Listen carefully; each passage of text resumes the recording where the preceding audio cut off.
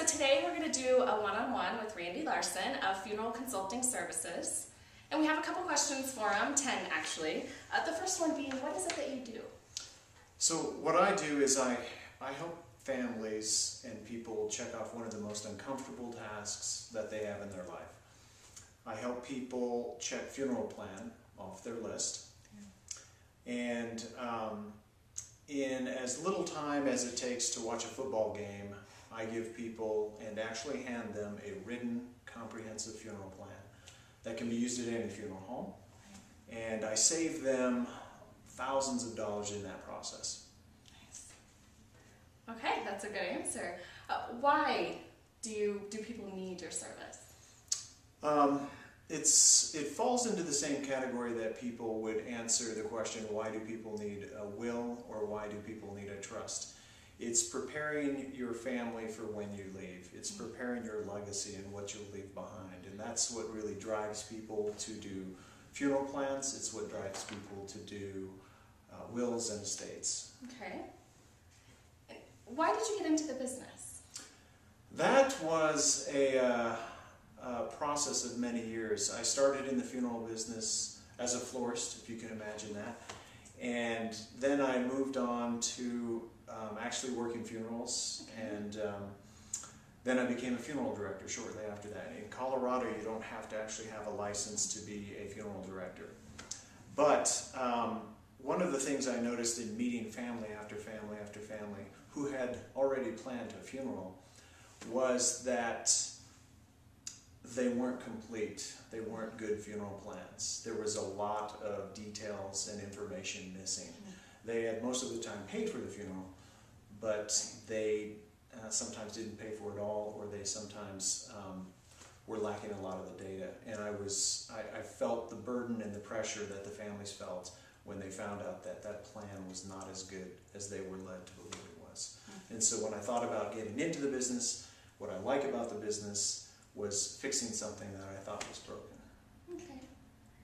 And for you, what is the most important aspect of the business for you personally? I think it is, again, helping families through a difficult time. In the funeral business, you help families through a difficult time because they have experienced death and they're grieving. And so it's very rewarding to help families do that. When you do it ahead of time, it takes on a different aspect. There's no grieving, but what you are doing is you know that you're giving them a valuable product and you're giving it to them at a fair and reasonable price. That's a great point. Now, how do you feel your work benefits the entire family? It's only as I started to do pre-funeral planning or pre-planning or funeral planning, I noticed something different as a funeral director you would never notice until you sat down with people ahead of time. And that is that when you sit down to make your own funeral, you really want to involve your family because it is for your family that you're doing the funeral. A lot of families that I meet just one-on-one, I sort of become their family because I have to ask them, is there something else that you would want to do for your family? Would your family want to have an obituary or a picture? Because a lot of people are very modest about those things. So I try to involve as many family members as possible. And about half the time families meet with their family present, and the other half they just meet with me by themselves. Okay. That's great to know. I've always heard that you can save money paying for a funeral ahead of time to protect against inflation. Is that true, and what's your take on that?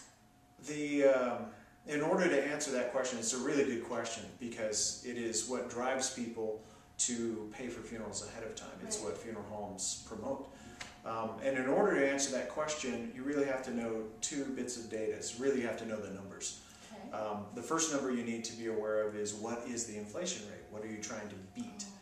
And so for the last 10 years, funeral inflation has been right around 2.3%. So then the next number you need to know is what is your annual return on your investments? Not just for a year. We're talking about since you started investing until now, what has been your average return annually?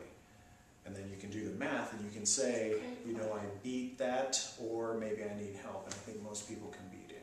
And there's something else that's very important about that is that there are some drawbacks to paying ahead of time because you lock yourself into a funeral home and things can happen. Funeral homes can disappear, new funeral homes can open up and you might want to use them. Funeral home management and staff change, so what might be a fantastic funeral home today might end up kind of not being such a great funeral home 20 years from now. We don't know what can happen in 20 years, so it's best to keep your options open. Well, and speaking of that 20 years, is there an age or profile of a person who needs a funeral plan? I would say there is a profile, and a lot of people think it involves age because people typically wait until they get closer to death and they get older and then they think they're going to live in the same city, and so they say, now I'll do my funeral plan. But really, I think more important than age is the profile. And there's a really quick way to assess if you're a person who would benefit from a funeral plan. With that said, of course, everyone would benefit from a funeral plan because we're all going to die. But the profile is this: if you are somebody who has a will or a trust, then you're somebody that has funeral plan on your list, even whether you know it or not. If you're that kind of a person, if you're a planner, you're somebody who wants to organize things so that when you pass away, things are structured and they go to your loved ones smoothly with as little burden as possible on your loved ones, then you're somebody that wants to have a funeral plan. So if you have a will, if you have a trust, then you're somebody who wants a funeral plan. That's a smart way to look at that. And I read that you posed the question, who should plan a person's funeral? What did you mean by that? Planning, it's kind of interesting when you sit down with an individual, especially an elderly individual, to do a funeral plan. And what I've discovered is that they tend to be modest about many things, especially themselves. You're modest, I'm modest when we're talking about ourselves. We're not going to boast and say, I want a big service and an expensive casket and I want a big to-do about me. Right. Most of us, and especially the elderly people that I meet with, are very conservative and they're not boastful. But when I think about my mother or my loved one, I think, no, I do want to be boastful. I want people to know what that person meant to me, and what that person meant to them, and what that person meant to the community, and I want to have a service to tell everyone that and shout it from the mountaintops. And so when I ask that question to people, what I'm trying to get them to think about is have a service that your loved ones can appreciate and think about them, and at the very least involve them, because it would be sadly ironic to inadvertently make your passing and your death more difficult in an attempt to make it easier on them. Right. And I see that when people try to cut the corners, they believe, a lot of them, that, well, I thought they could use the inheritance and I would save them money. A lot of times that's not what families need. That's a fascinating point. Love it. And what about children of aging parents? Is there anything that the child can do? Yes, that's another one of the things I discovered meeting with families to plan funerals ahead of time. I deal a lot with baby boomers, and I help them plan their funerals. And I don't know, sometimes it's before, sometimes it's after, but I find many of them who have parents are very concerned about their parents if their parents haven't planned a funeral. Right. And so I can tell they're worried about it. I've had many of them ask me if there's something I can do, and so I developed a service that basically I sit down with that child and we go through the exact same process we went through for them, except we're doing it for their parents or their parent. Right. And then they sit down afterwards with their parent and review it, make some modifications if necessary, and then they have a funeral plan for their parent who, for whatever reason, hasn't done it and perhaps maybe never will. Right. But that child knows it's going to fall onto them. The burden will be theirs. They just went through a funeral plan with me. They know what's going to be expected. And so we sit down with them, we do a funeral plan. It's a unique way of thinking about it. No one has really done that yet, to sit down and do somebody else's funeral. It's not what we think is common. Right. But we do that, and the families that have done it, the parents as well as the children, have really been appreciative of that. that service. Excellent. Well, we just have one final question for you. What would you say are the top 3 mistakes that you see people make when planning a funeral? Probably the first one would be paying for a funeral.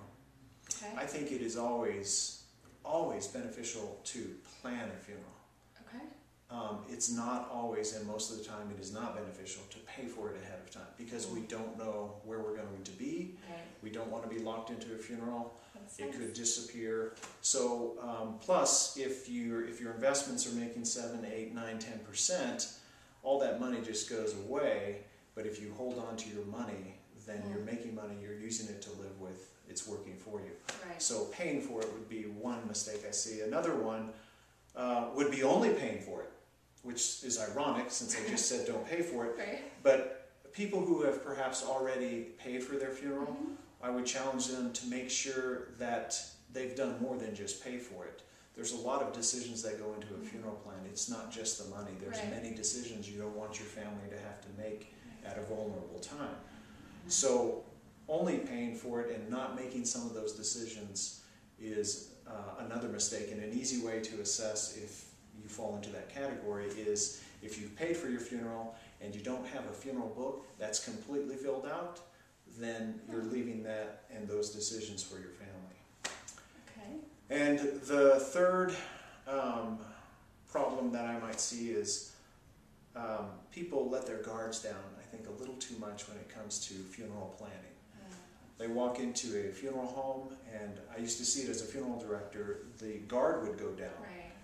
And I think the guard needs to stay up because there are many good funeral people out there, but you don't know who you're going to get, and you don't want to wait because it'll be too late once you find out. So ask questions, and if it doesn't feel right, then don't just let that go and don't just trust everyone. I mean, do a little bit of research. Good point. Well, Randy, thank you so much You're for your welcome. time. That's some great information. And again, this is Randy Larson with Funeral Consulting Services. Thank you Thank very you so much. much. Appreciate it.